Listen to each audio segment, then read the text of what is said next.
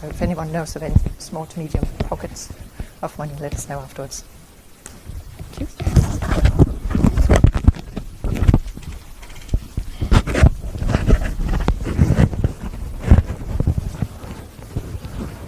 So I would like to sum up some more results that we would like to give to the community, so to speak.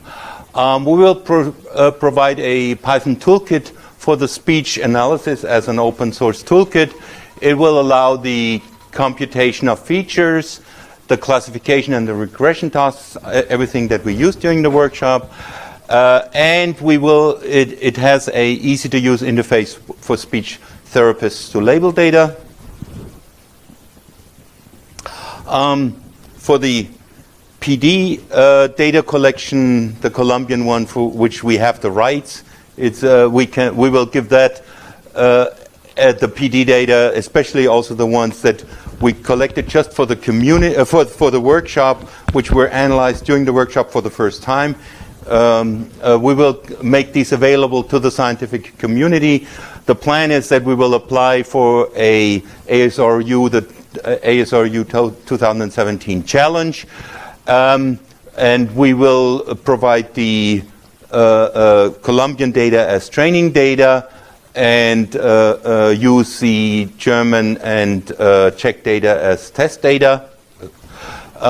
It will enable multi-view learning with GCCA. It will enable search for features across languages.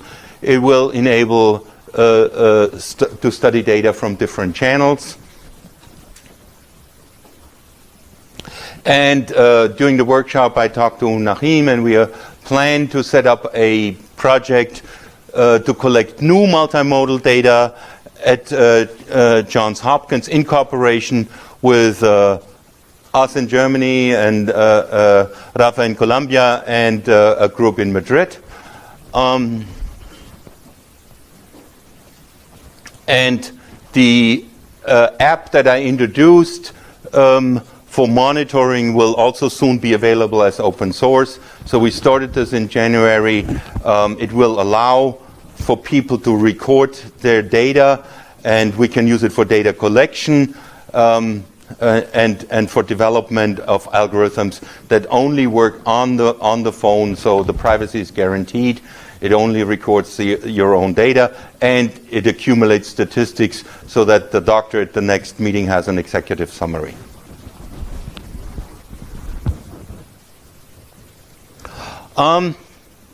Challenges that we have not addressed but we should talk about is that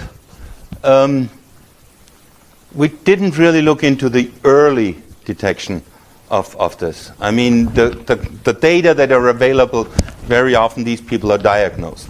So the early detection is a challenge that was not so much addressed in this workshop. And also distinguishing between the different types. Alzheimer's is about 80% of the dementia types, but there's other ones as well. And pre-stage of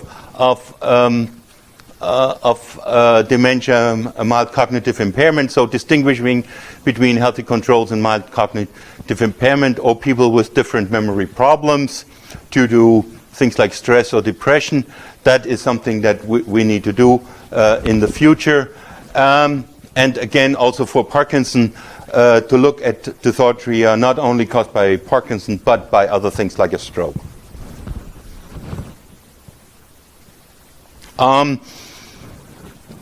The goal should be to integrate, and that's why we believe that this monitoring idea is a great idea, that we can integrate explicit testing, we can